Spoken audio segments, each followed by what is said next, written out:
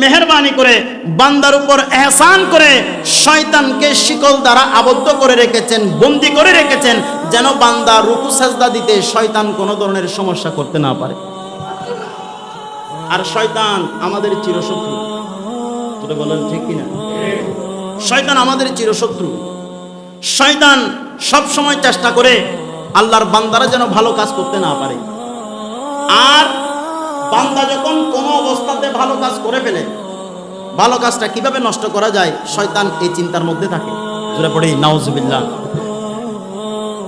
আল্লাহর এক বান্দা নামাজ পড়ে না, ওই বান্দা শয়তানের সাথে মোকাবেলা করে যতই সমস্যা, পারিবারিক সমস্যা, ব্যক্তিগত সমস্যা, যত ঝামেলা, সব ঝামেলা বাদ দিয়ে দুনিয়ার সকল ব্যস্ততাকে পিছনে ফেলে ওই বান্দা নামাজে এসেছেন, নামাজ পড়ছেন।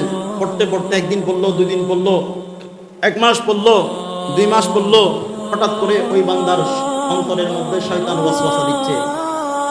শয়তান তাকে স্মরণ করিয়ে দিচ্ছে, যখন সবার সাথে বসে গল্প করে, তখন সবার সাথে ওই বসা অবস্থায় শয়তান তার ভিতরে ওয়াসওয়াসা দিচ্ছে, আমি তো আগে নামাজ পড়তাম না, এখন আলহামদুলিল্লাহ 5 ওয়াক্ত নামাজ জামাত সহকারে আদায় করি, মানুষকে একটু শুনিয়ে দাও, মানুষকে একটু জানিয়ে দাও। জোরে পড়ি নাউজুবিল্লাহ।